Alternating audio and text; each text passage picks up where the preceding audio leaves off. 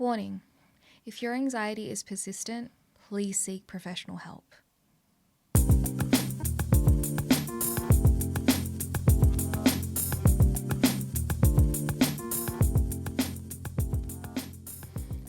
Alright, so as always, I have a bunch of questions for you. Yep. I'm going to kick it off by asking you, are you a perfectionist, Dash? Let me give you an example of what I do and how I would define myself as a perfectionist. When I want to do something, I start researching it. I start researching to the point that I figured out every single thing that I need to learn. Good example of this. Recently, I wanted to pick up woodworking. Isolation, wanted to do something different, and I always felt affinity towards that. So instead of just learning basic skills and getting started, I said, no, I need to do this perfectly. So I need to understand what everything is. So then I got books on different type of wood and everything to do with geometry. And then I've got like 600 different books that I've actually purchased. The problem is the weight of expectations built up so much that my vision of perfectionism ended up causing me to not just end up with a $10,000 worth of parts list that I needed to buy and purchase, which I couldn't spare at the time. It caused me so much anxiety to the point where I actually gave up on that idea, and it's on ice right now. Eventually, I might get back to it, and I'm hoping that through this and whatever I'm working towards, I can better myself so I don't increase those expectations and cause myself so much anxiety. And that's a really good point that you bring up, because it's that word, right? It's anxiety. So those feelings, what is anxiety to you? Well, anxiety, first of all, on a daily basis, when it happens, is that tightening of chest. You feel suffocated. You feel like there's no way out. It's something that grips you to the point where it almost blinds you from any sort of optimism that you might actually feel normally. That, yeah, it's all right if it happened, if there was a Yeah. mistake to it, but next time I'll get it. But you don't feel that. And I suppose there should be a better definition than that. And that's perfectly valid if you're feeling similar to Dash. That is anxiety. In a more clinical definition, and I'm just going to read it out as it is, anxiety is intense, excessive, and persistent worry and fear about everyday situations. It includes having a fast heart rate or feeling your chest tighten up. It includes rapid breathing,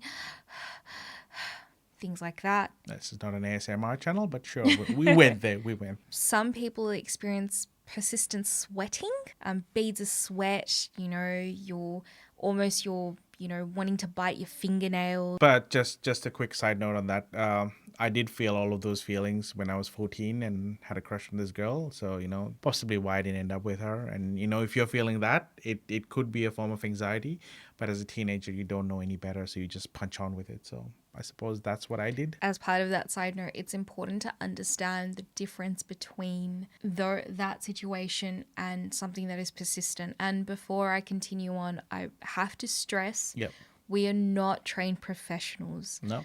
We are talking to you as friends, as two people who have a little bit of life experience about these things. Yep. And we want to share with you our experiences. 100%. And this is, I think, just a simple conversation about what we share with you as friends and what you'd like to share with us eventually through any form of media, which you will have down below.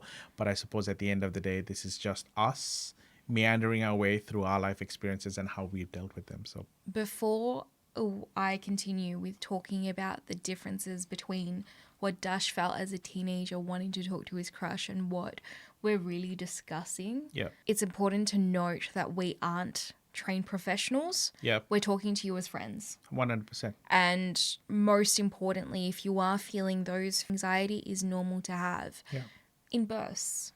It's okay to be nervous about taking a test or an exam or submitting an assignment or before an interview. Yep. That is normal. But as it was clinically defined, when you're in a situation where this is starting to overflow into your day-to-day living, where even something as simple as doing laundry is causing you excessive worry, this is the anxiety that we're talking about. Although I do get anxious when I accidentally put colors and whites together, and that's a whole different That's a whole different issue. conversation, I think, for our next video. But I suppose it's very important to recognize those things for yourself. And if there are small triggers that are causing it on a daily basis, even on a regular basis. Yeah. Now I'm going to ask you a question about feeling anxious. So when do you most feel anxious? Suppose the most I feel anxious is when I've put so much expectations on myself and I build those expectations, and exponentially I try to make them bigger and better, as I said in my previous answer. But the idea behind that is it doesn't give me a way out. Yeah. And the way out is what I look for. And I suppose the only way I can sort of explain this to you and how I deal with it on a personal basis, I visualize how I would like to get out. And in a future video, maybe we'll talk about lucid dreaming and how that will affect you if you have bad dreams and nightmares. I kind of borrowed the concept from there, where I sort of visualize in my conscious daytime thinking of what I can do to overcome obstacles. So simple thing like I visualize myself as a superhero, cuffs and whatnot. Give myself super strengths, but then also put whatever I'm facing causing that anxiety as a visual in front of me as a big screen. And then I visualize myself punching through that, like with all the brute force, to the point where I can almost feel my fists clenching and the adrenaline pumping through. Now, at first, when I started doing this, it didn't actually do any benefits. I didn't feel any benefits. But then the more I did it, the more empowered I felt, because I felt like that small part of that physical reaction where I was feeling powerful was actually retained in my psyche and my memory as something that I could actually empower myself to deal with, dealing with that large situation in real life. And of course, it's not all cartoonish and animations all the time. It can be something else. You can visualize swimming across a lake or something else. So make sure whatever visualization works for you, try and find it. That helped me. And I suppose if it can help you, so be it. And we all have different ways of dealing with anxiety. And that's important to understand as well. No one way is the right way. 100%. A lot of different ways. 100%. I suppose then I kind of want to know, so as a superhero, you've punched through. Yep. Like you're Superman and you've punched through those barriers. Do you then retain the memories of how you dealt with it? Not in so many ways. Unfortunately, I have to rely on these things that I can easily remember. It's like almost a premeditated idea of dealing with something that I know will cause me anxiety. It's a formula that I use. Sometimes it works, sometimes it doesn't work. It's like the best analogy I can give is this. Yes, you visualize yourself as this, athlete that is strong enough to punch through walls. But the next obstacle is climbing Mount Everest. That skill that you've learned and that you've perfected in dealing with anxiety on that level is going to be completely useless in the next task, because it has nothing to do with strength. It has to do with endurance, which is a whole different beast altogether. So again, different situations will test you differently. Find things that work for you and have a few ideas that will keep you going. And especially if you track in a journal or some sort of a diary that you keep for yourself the triggers that cause anxiety, as I said before, you will then be able to find a remedy for that one at a time. Eventually eliminate that by process of elimination, and you will get there. Along with this process of elimination, do you then take risks? No. Personally, I'm a very risk-averse person. Simple fact that if I go gambling, I probably put $5, and I'm like, that's it, because I could spend the next $5, getting a drink or, paying for parking or something like that, because I know I'm not going to be able to live with the idea of losing that $5. The idea of if I put a $5 note in a machine and then that could spit out $500 doesn't appeal to me, because I feel like the risk to reward is just not there for me. Again, this is my personal thing. I feel like I make emotional decisions, so I'm not a risk taker. I'm a risk averse person, but that's okay. Human beings are different types, so that's what I am. Then I really want to ask, so you're not risk averse, but something's happened and you're thrust into this situation, your anxiety is at an all-time high. You finally deal with it like you're Superman. After that fact and after the situations occurred and all of that, can you forgive yourself? And is it important to forgive yourself? It is. It is very important to forgive yourself, because the problem is our expectations cause more anxiety than anybody else's. You're not anxious because somebody said something that you have to do and reach their standards. They don't probably even know you have those standards, but you've built those standards for yourself. It's like almost your ambitions are so high that those ladders actually almost become a prison for you.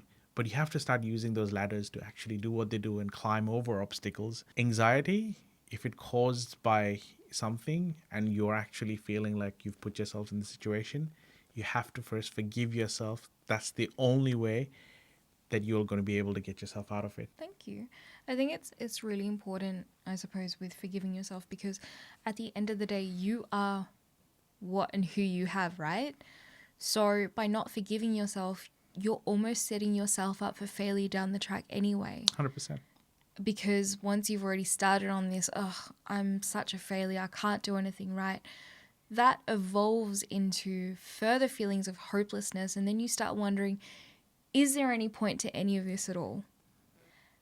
Personally, if I couldn't forgive myself, my life would be a lot different. I had to really focus my attention on me to say that, Sabiha, you've made a mistake and it's okay. Yep.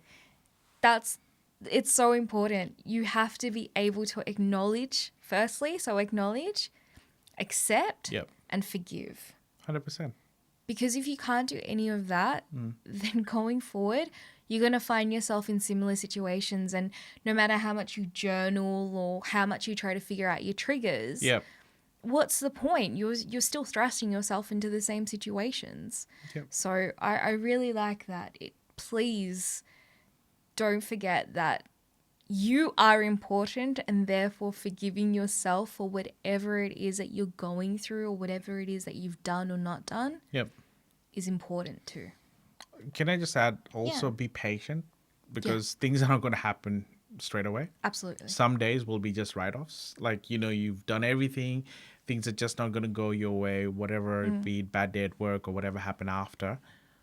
But you have to understand that tomorrow is a different day. So you have to let it play out. As bad as it is, have a cup of tea, go to bed. Even if you don't fall asleep, try and close your eyes. Yeah. Count sheep backwards. But tomorrow will be a whole new day. It's Absolutely. a fresh start. The whole cycle will start again. It's your opportunity for you to actually give yourself the courage to deal with situations that you haven't dealt with. And if it doesn't go your way today again, be patient. There'll be another day. The sun will rise again tomorrow, and you'll have your opportunity. Okay. To wrap it all up, now that we've talked about what anxiety is and how we may feel, what's some ways that we can help alleviate or combat those anxious feelings? Usually, when you feel or start feeling anxious, it's like a ticking time clock of some sort, stopwatch, Okay. and that's Yeah. counting backwards, and you feel like the time's running out, and there's so much work to do, and you feel like this is just gonna not happen. You're gonna again fail at this or will not succeed as you expected. But you have to give yourself time. Make the time. My jobs previous to previous ones, I used to think that if it needs to be done right, you have to do it yourself. That's not true at all. You have to learn to see which people around you will then be able to help you with these things. You can't make more time. It's Yeah. unfortunately impossible to do that. The only way you can make time is to reduce the tasks you have. Give yourself the opportunity to say, yep, I can only do 6 tasks today, but that's it. That's enough. I will do the 7th task tomorrow and 6 more if I feel like it.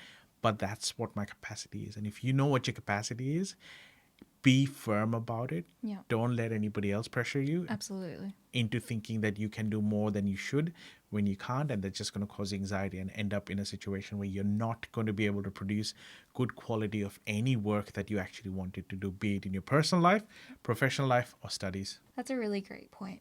Another point that I think is very important is to talk, Yeah. like we are right now. But I think anxiety isolates people because we feel like all the burdens are on us, right?